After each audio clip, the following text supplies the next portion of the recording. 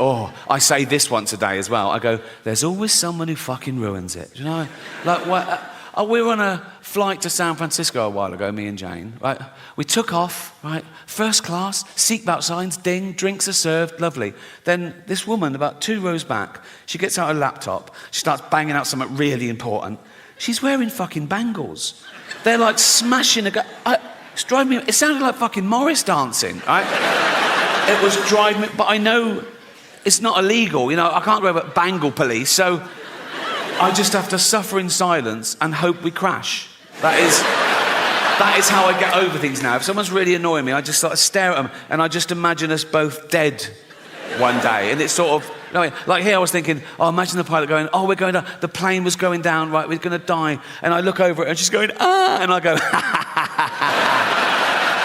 and then the plane just smashes into a mountain and we're all fucking burnt. But I live 1 second long enough just to look over and see her totally fucked. Whatever gets you through, you know.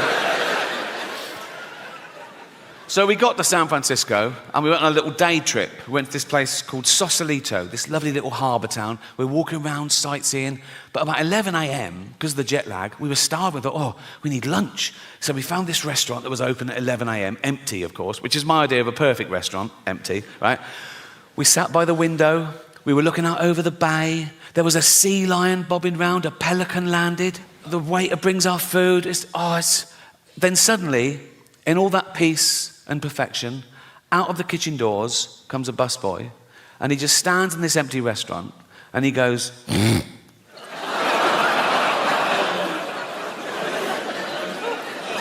I looked at him, I looked at Jane.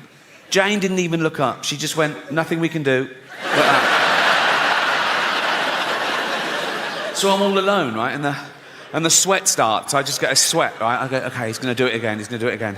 Sure enough, I bang my fork against the plate and I just look at him like that. And Jane goes, he doesn't know why you're staring at him. I go, I want him to know. I want him to go, you okay? I go, not really. You know, you keep doing that, right? Jane goes, for heaven's sake, he's a busboy. He's at work. Let's just eat and go. So meal ruined, right? And I wasn't allowed to do anything, right? So this is how I got through the last 10 minutes of that meal. It's absolutely true, right? I'm eating. Every time I went, cunt!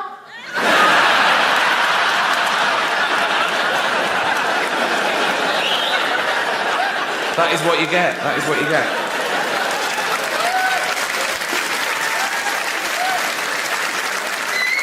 I did want this show to be more highbrow than this.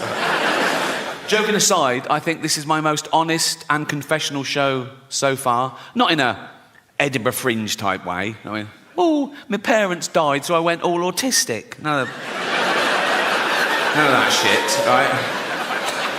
My parents did die, but I'm pretty sure I'm not autistic, because once someone gave me a Rubik's Cube and I put it straight in the fucking bin.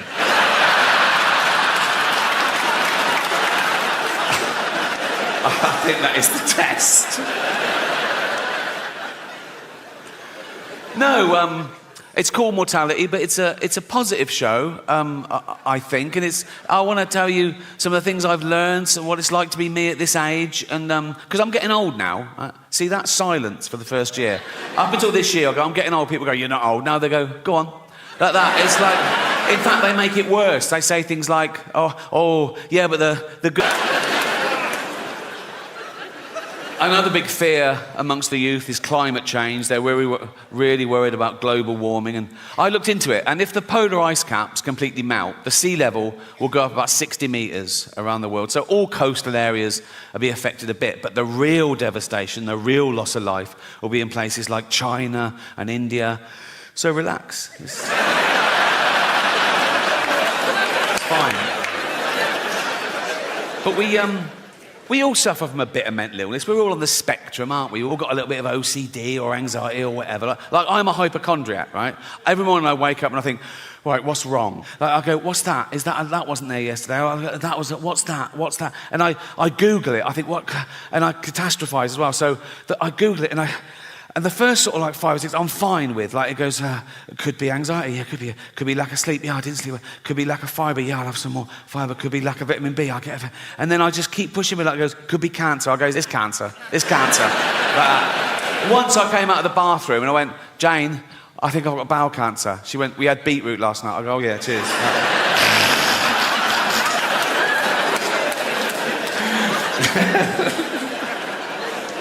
I want to end with a couple of true stories, if I may.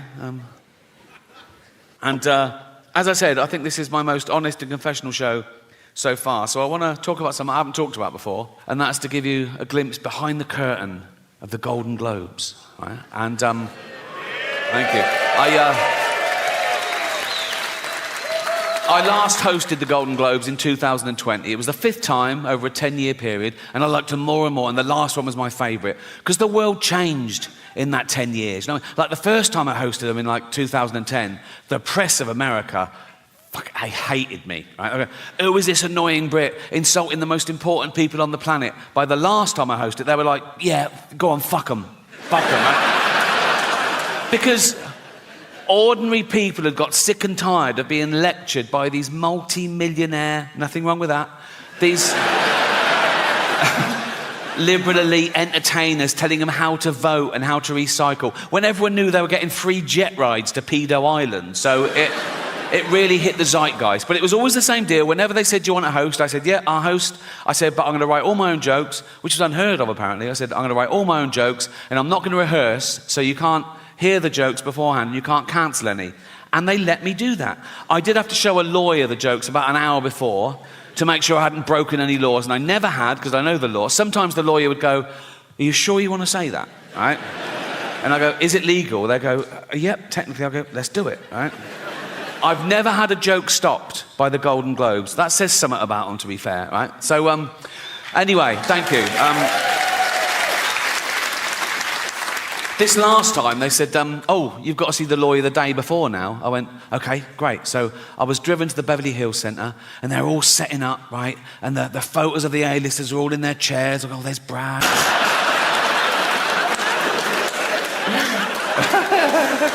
Oh, so childish. It's so childish. But I hope you agree it was a positive show. It wasn't about death, it was about life. And some people are so worried about dying, they forget to live. And some people are so scared to do something. Oh, no, that's dangerous, that's dangerous. All the most fun things are dangerous. Roads are dangerous. Alcohol is dangerous. Alcohol is a poison. I should know. I sell it. Dutch Barn. Right? So, yes. Right. Alcohol gives you brain disease, liver disease, kidney disease, heart disease, mental illness, but it does loosen you up at parties. So... think of all the babies born through alcohol, yeah. Many of them deformed if the mother carried on drinking. But the good thing about being born deformed is, you... Hear me out. The good thing about being born deformed is you can start drinking at a much younger age and no one gives you... Do you know what I mean? You see a normal kid drinking, you go, you little bastard. You see a deformed kid drinking, you go, yeah, go on. You know what I mean? You know what I mean. You're 8 or 9, you've had 27 painful operations, you've met Ollie Murs, have a drink, you know. Well, as you can see, I've run out of quality material. But you've been absolutely amazing. Thank you and good night.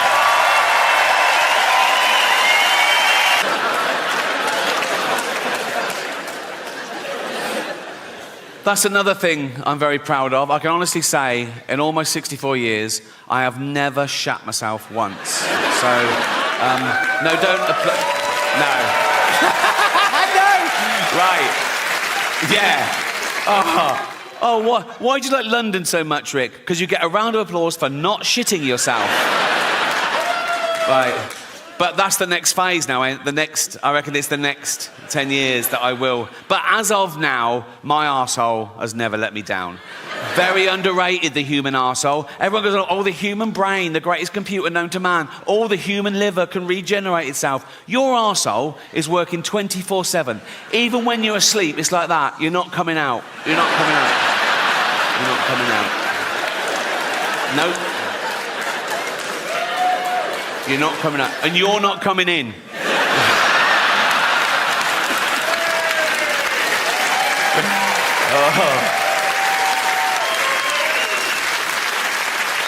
Because it's like a sewer in there, isn't it? But you've got a lovely little manhole cover. Think of that in real life. Walking along a pavement, it's lovely pavement. If that burst, and you know what's in a sewer, don't you? Piss, and shit and cum and dead goldfish, and fetuses in China. Just the girl ones. Relax.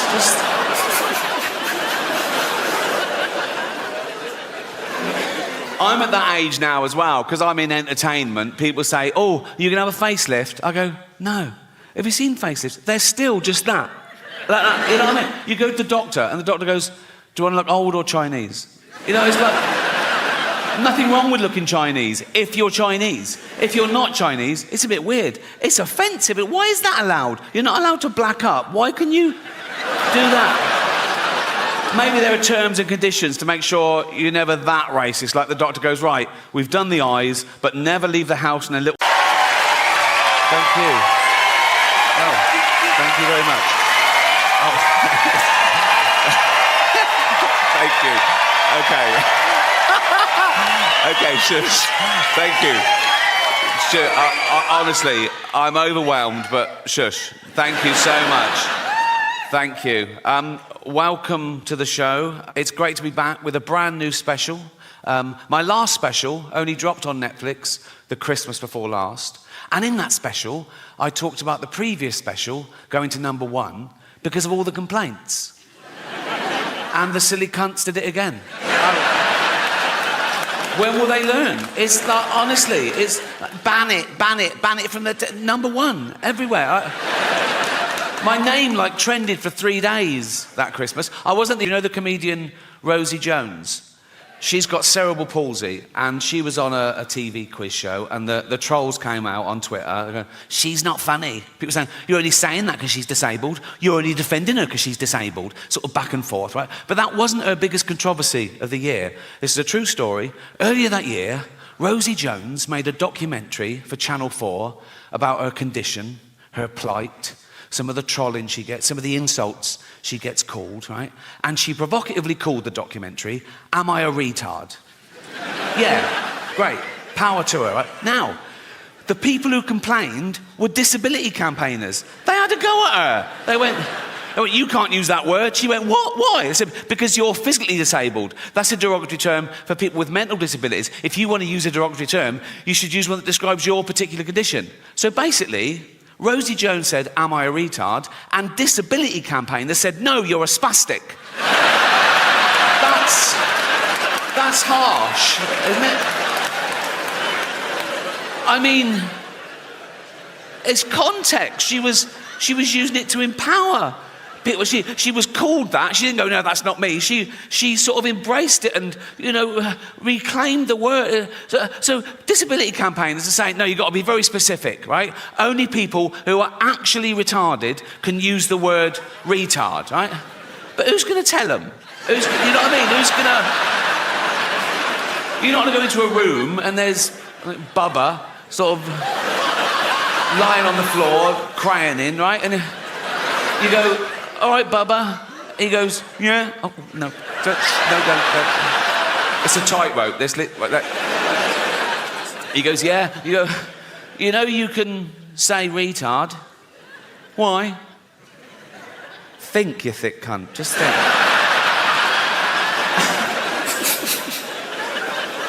Anyway, I think she should be allowed to use the word in context. Like, if she can't use the word, then I've used the word now, so I'm in trouble. People say, oh, he used the word so-and-so. I didn't use the word. Using the word would be calling someone that word. That's using the word, isn't it? I said the word in a discussion about the fucking word. That should be allowed, shouldn't it, amongst adults? And if there's one thing we should all agree on, whatever side of the political fence you're on, we should all agree that free speech is still a really good thing. It always has been. And it always will be. But now there's factions of people go, oh no, we got it, we don't like it, we've changed our mind, it wasn't going well for us, we don't like free speech anymore.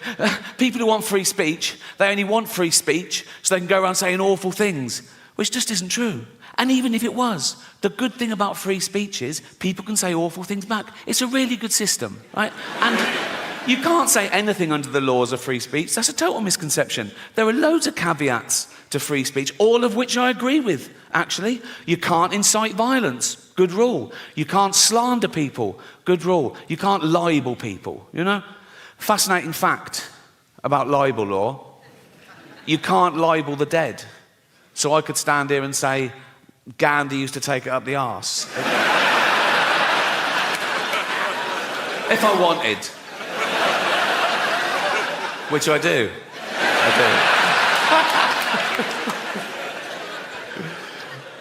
But free speech is the most important human right there is. It's the right from which all other rights come. Without free speech, you couldn't have human rights, you know, and we've got free speech, in theory, in this country, for a little while longer.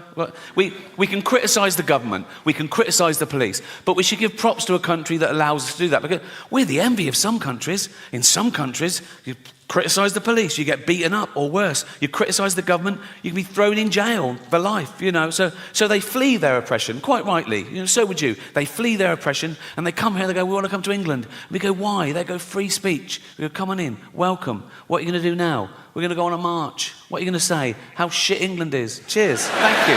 Thank you. That is their right.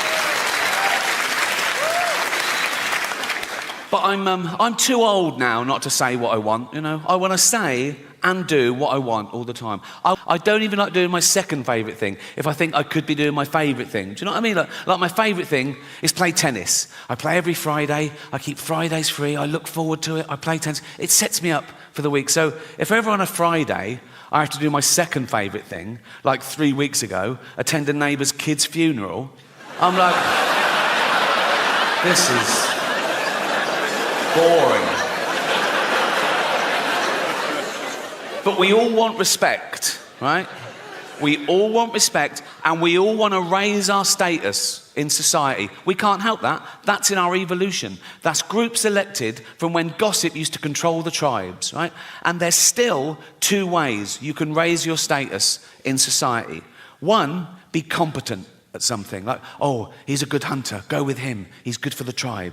The other way you can raise your status is have virtue. Like, oh, he's not a great hunter, but he's wise or kind or whatever, you know. And then, with the advent of social media, people suddenly discovered they could just say they were virtuous. No evidence, no proof, just loads of flags in their bio, right? And they would raise their status by bringing other people down, catching other people out. Oh, look what he said. Oh, he's not as virtuous as me. Look how good I am. Look how bad. And that's where the term virtue signalling comes from, right? And I hate it when they bring their kids into it. You can believe what you want, have opinions what you want, vote how you want, but go on a march, great. But when I see a 5-year-old holding a placard, he doesn't know what that says. That's the adult, you know. Like I saw someone tweet this once. Someone tweeted, my 4-year-old just looked up at me and said, Mummy, why does Rishi Sunak hate poor people? Never fucking happened, right? But the most annoying thing about virtue signalling is it's people being smug about having the morality of the age. You're what you're like because of where you are and when you are. Like, it's not brave of me to be an atheist in this country, in this year. It would have been brave 200 years ago, or mental. Right? And it'll be brave in some other countries, or mental. Right? But people say things like, oh, I'm anti-racist. Yeah, well done. We all are. We know that's the way to be now, but it wouldn't have always been. Well, if you'd have been born in a different place or time, maybe you wouldn't. They go, no, I'd been anti-racist whenever I was born. Well, people say things like, they go, what are the lessons that you learned? The truth doesn't hurt. Whatever it is, it doesn't hurt. It's better to know the truth. I remember my mum only lied to me about one thing. She said there was a God, and but that's because when you're a working class mum, Jesus is like an unpaid babysitter.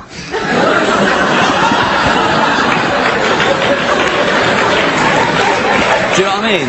It's just sort of like, she wants you to be good. You know, the best of working class mum where I grew up she wasn't hoping I'd be a doctor or a lawyer. She hoped I wouldn't be stabbed to death in a barroom fight, you know.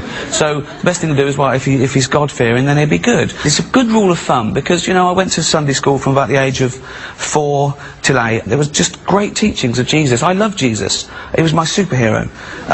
He really was. God was magic, right? But Jesus was just a man. And what I loved about Jesus was he was kind. and he was brave, and I thought he was amazing, and I thought he was brilliant, like just a brilliant guy, you know. So I was about 8, and my brother must have been 19.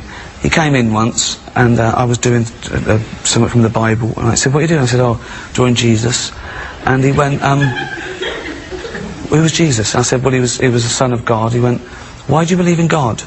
Right? And my mum went, "Bob, shut up." And I knew she had something to hide, and he was telling the truth. And I knew from body language, and then I worked it out, and I was an atheist in an hour. In an hour? Yeah. It's true. I wish there was a God. I wish there was. It would be great. What I've heard, he's brilliant, you know. But you can't believe in something you don't. Also, if there is a God, why did he make me an atheist?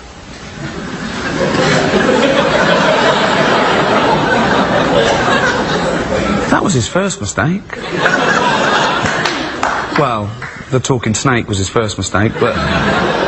Well, also for you, because anyone who follows you on Twitter, and you have a huge following, they'll know that you are a pathological atheist, and therefore the thought of death is very final for you. And for me, as a good Irish Catholic boy, it's the start of something new and glorious. For you, that's it. For me, it's the end of something glorious, so I have to pack it all in. But, you know, I'm not depressed about it. I don't want to die any more than anyone else. And I think there's this strange myth that atheists have nothing to live for. It's the opposite. We have nothing to die for. You have more to live for. We have everything to live for. Yes. Yeah. I would imagine you have a more focused attention to life because you think it ends when you die. I think it's precious. I think it's beautiful. I think the world is amazing. I love people, animals, art, every hobby. I can't believe my luck that I'm alive for these 70 or 80 years. Might be less. Wait, you know, I'm not long for this world. My nan used to say that. She lived till 83. I think it was 40 years we were going, I'm not long for this world. What are you said the things you like. What are the things that really annoy you? Only two things really make my blood boil, I suppose. I suppose in general, as I get older, injustice. Injustice quietly makes my blood boil. Either personal, social, political, you know, personal.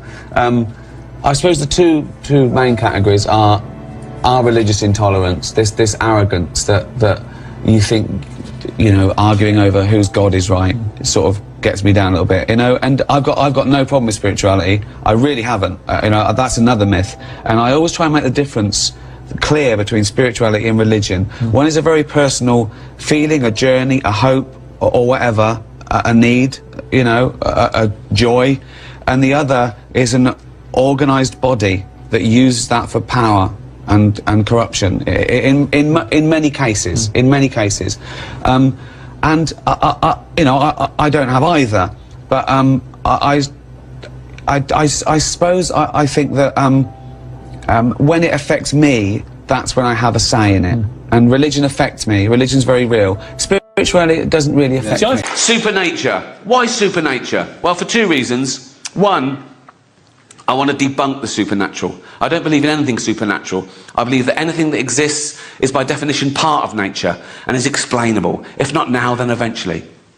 Also, supernature, because nature is super enough, you know. It's amazing that we're even here discussing it. We're the only species that allows the universe to understand itself, right? The chances of us being here at all, the chance of you being you, existing now, the chance of that sperm hitting that egg, is 400 trillion to 1. And I think life is like a holiday. We don't exist for 13.5 billion years. Then we have these 80, 90 years if we're lucky. Then we die, never to exist again. And some people are even offended by that. They go, you can't say that. It can't be chance. It's too good. Someone must have made it all. And, you know, I'm too special. I can't just not exist. I'll live again. I'll go to heaven, I'll be with my friends and family, or I'll come back as a spirit and I'll walk amongst you, or I'll be reincarnated, I'll come back as someone else. That'd just be someone else. That's all that's happening. You're not involved. That is just someone else, right?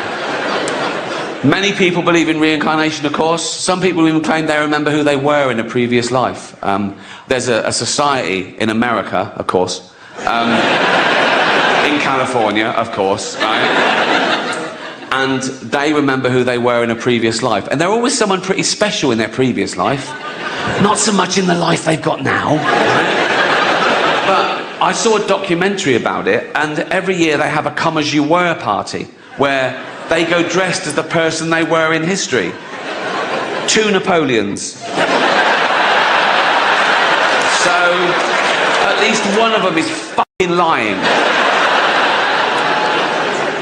No reincarnation, no ghosts. Have you seen all the ghost hunter shows? Oh my God, hundreds of ghost hunter shows, years and years. Celebrity ghost hunter, all around the world, thousands and thousands of hours of footage. They've never seen a fucking ghost. Not what? It's all like, oh, what was that? Was it that I was just the? No, not the. Oh, did you hear that? Was it just? Oh, was it you? Oh, no, no. Imagine if wildlife programs were like that. Imagine watching David Attenborough all these years, and everybody goes, here, on Kilimanjaro, we see the... Oh, that's not...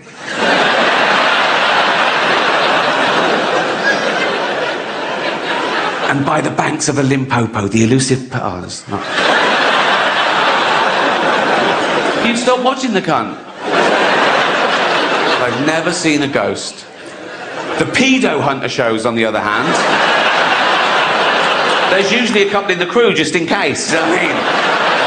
Particularly if it's a BBC production. Oh, shut up.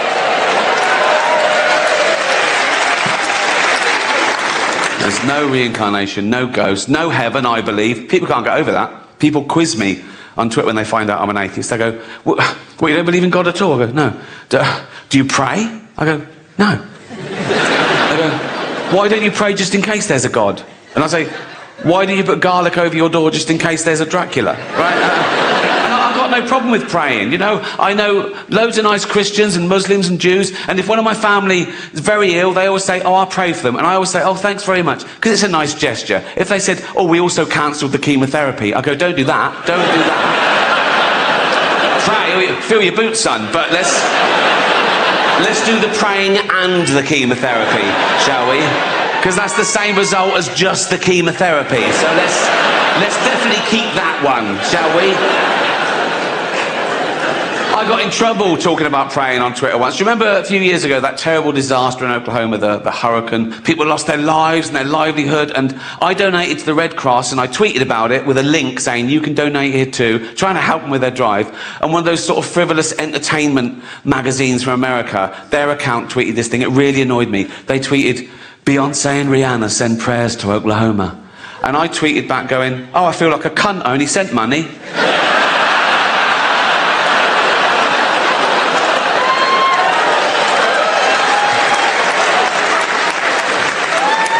Someone tweeted me once, would you come to the bedside of a dying child and tell them there's no heaven? I tweeted back, is it a paid gig?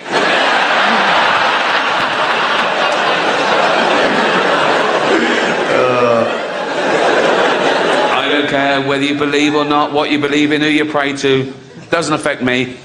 I just think that nature is super enough, you know? I don't think we need angels and unicorns. We've got the fucking octopus. That actually exists. 8 legs, 9 brains, 3 hearts and a beak. Make your fucking mind up. What are you doing? The duck-billed platypus, a monotreme. When scientists first found that, they thought it was a hoax. Because it produces eggs and milk. It could make its own custard. It doesn't, but it could. It could. It definitely could.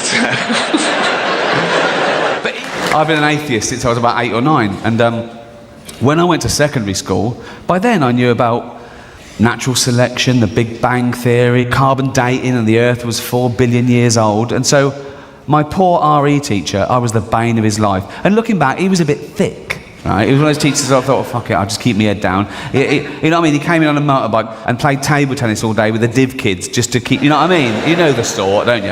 And he hated me. He hated me because I was smart and I wouldn't let him get away with any bollocks, right? So when he said things like, and God made the heaven and the earth in 6 days, and the earth is 5,000 years old. No, it isn't. No. It's 4 billion years old. Why? How could he do that? God can do anything. Well, why did he do it in 6? Why did he do it in 5? Let's push him a little bit. Let's, you know. And he was saying that everything that happens, God does. He's done everything. Everything that happens, he means to happen. He's on top of it. He's everywhere. And everything he does is good. And I went, well, that's clearly not true either. Why are newborn babies taken from their parents? They're innocent. Why are some people born into abject poverty? And he went, because God moves in mysterious ways. That is the theological equivalent of going, look over there. Ooh. It's not an answer, is it? We swear on the Bible in a court of law still. And if the judge was to say to you, how do you account for the fact you say you're home asleep at midnight, but we found your DNA at the scene of the crime? And you went, I move in mysterious ways. Good night, it won't wash. This is how stupid this teacher was. A kid asked him, he said, sir, why do we swear on the Bible in a court of law? Clearly, the answer is, if you believe in God, if that's your God, you believe in him, you believe he's watching you, you get a guilt trip, you don't lie. He hadn't worked that out. So thinking on his feet, he said, because every law of the land is mentioned in the Bible. I went, no, it isn't. No, it isn't. He went, no, it is. Somewhere in the Bible, every law of this land is mentioned. I went, what, even video piracy, you f***ing...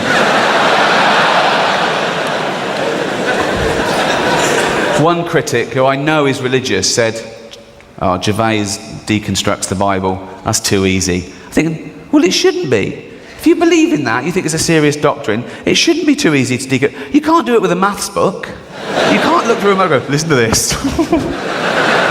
Listen to go, oh. The shortest distance between 2 points is a straight line. What cunt wrote that? He said that God is everywhere and in everything. He's solidly through the universe. And I came prepared. I thought, this will end it. I came in like a little smart ass and went, sir, is God in a vacuum which has been scientifically proved to have nothing in it? He went, yep. That's it. I thought, well, I can't win then. So I started saying, is he up my arse? Is he up your arse? The clever stuff hadn't worked. I was going, sir, is God up all our arses? Including Richard Gere's. It must be crowded up there, mustn't it? The New Testament is founded on the belief that Jesus is half man, half God, born of a virgin womb. And I think that particular little rumour came about with Mary on the back foot. Awkward questions about the old pregnancy from Joseph. You're pregnant? You haven't been... No way. Well, how could this have happened then? 2 ways. One... I know. Remember when I was washing in the Sea of Galilee? And I splashed up some spunky water? No? No, spunky water.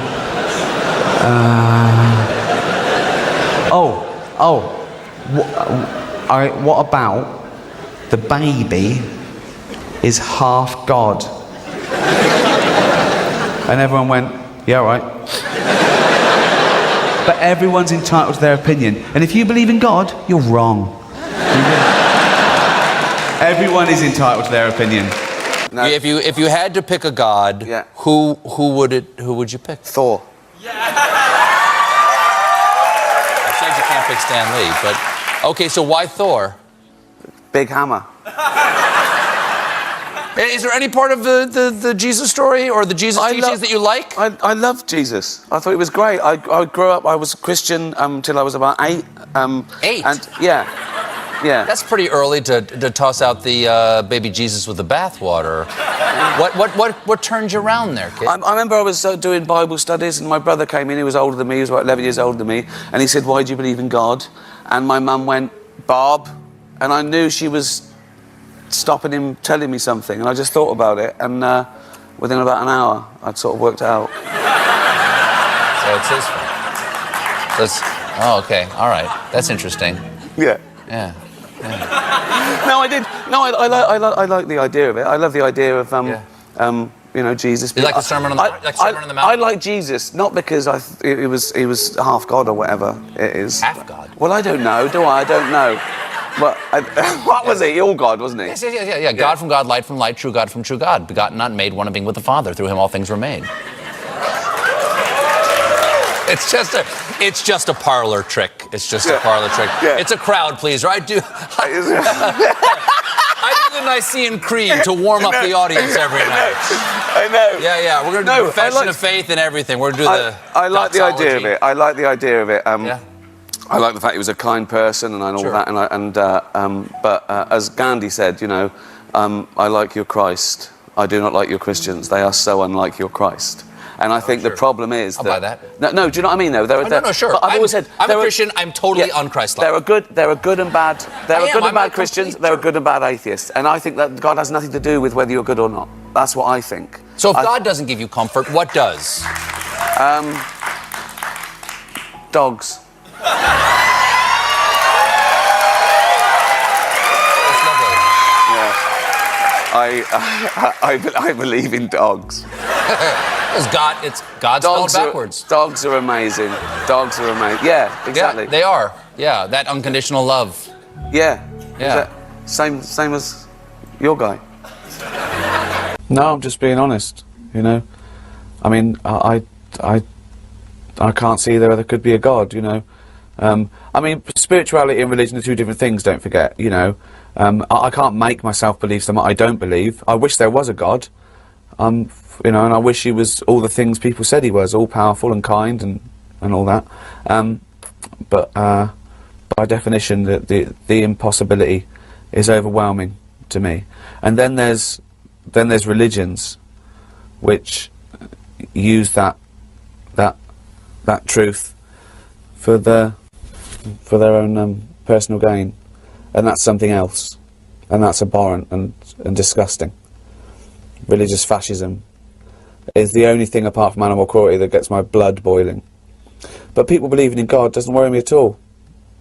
I live by Christian values, I suppose. I live by, or any religious values that preaches forgiveness and do as you would be done by, and I just do it for different reasons. I do it because I think this is my only time on earth, and I should enjoy it and be part of it and celebrate it and be nice to everyone, because we're animals who need to be loved and lead a decent life.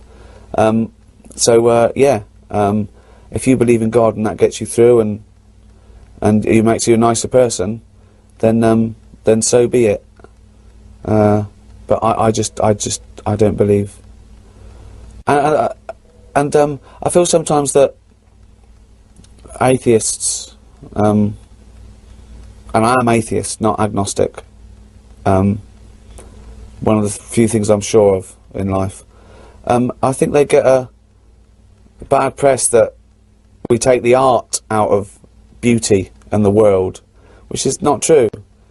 The fact that, the Earth is 4.6 billion years old, and, there are 4 million species of animal, and they've evolved by accident, is, I think, more beautiful.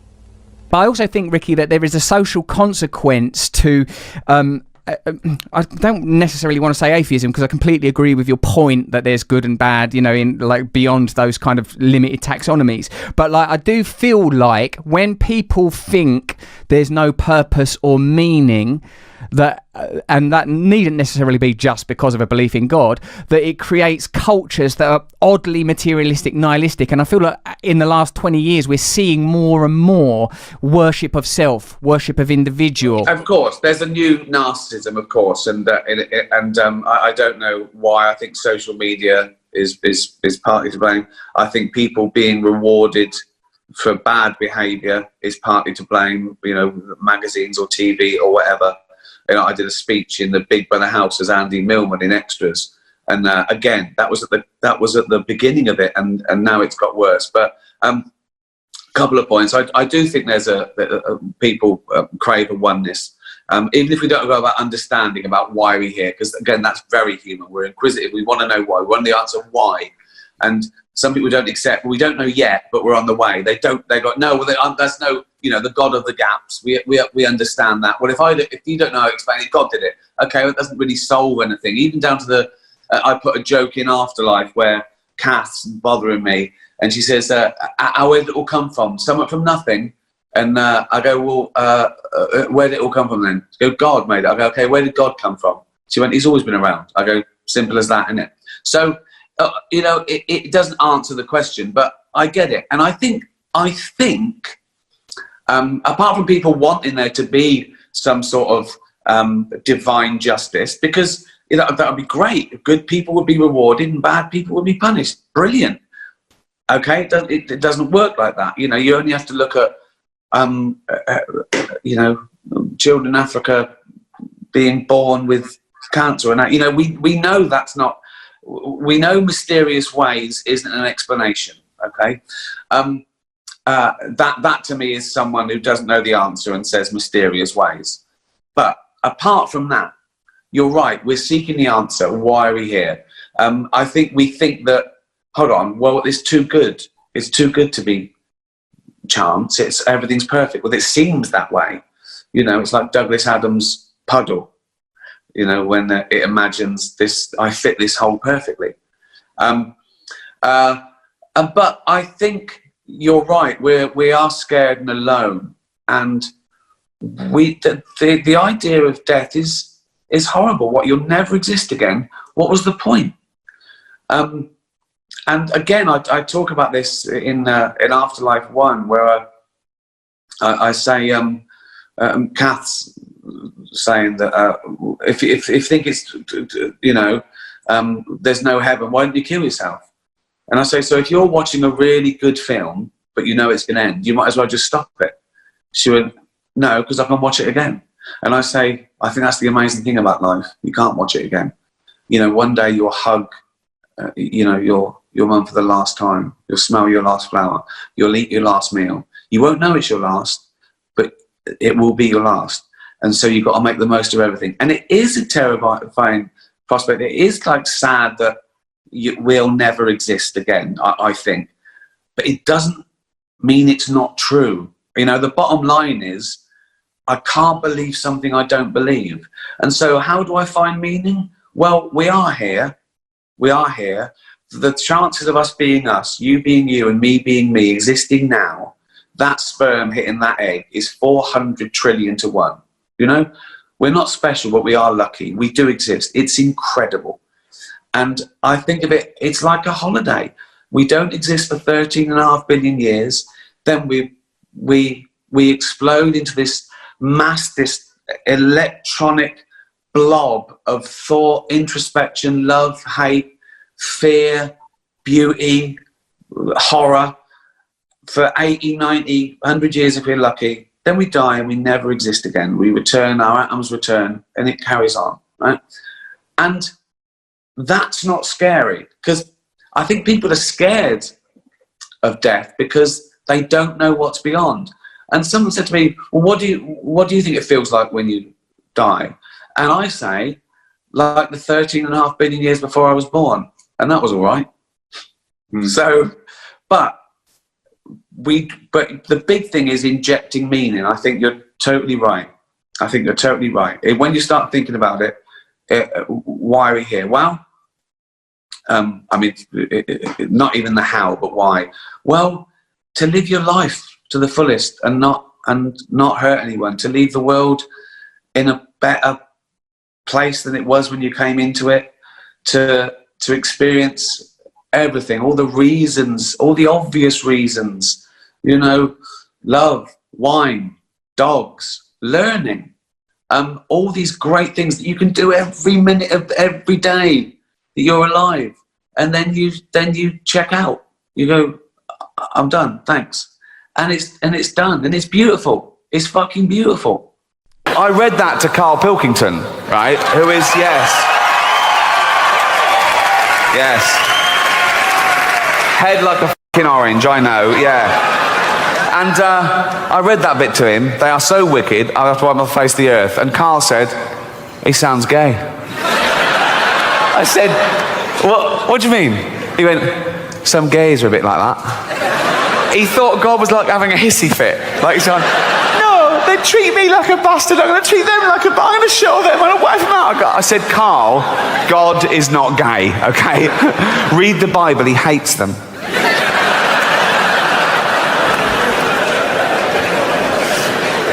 They are so wicked, I would have to wipe them off the face of the earth. And every living thing with them. What's the squid ever done? Really? It's gone mad. What? But he's not gay. God is not gay. But there was one man who was still very good. His name was Noah. He was a friend of God. Just a friend, so don't know. Just a friend. A friend with big hooped earrings.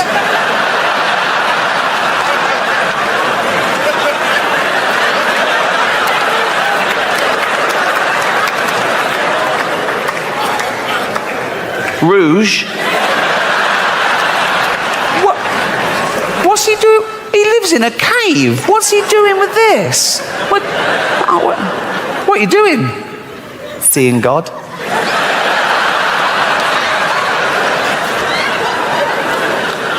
You never know. Handlebar moustache. Holding God's hand. Who's wearing a blouse?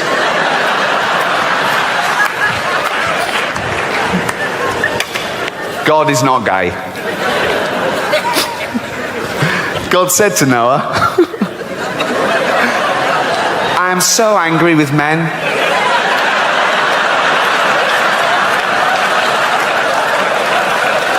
You mean men and women? Whatever. I am so angry with men that I have made my mind up to destroy them all. I have stretched my bow in the sky. It is a rainbow. That's got to be the world's first pun, hasn't it? It will make so much rain pour down on earth that everything will be drowned, but not you.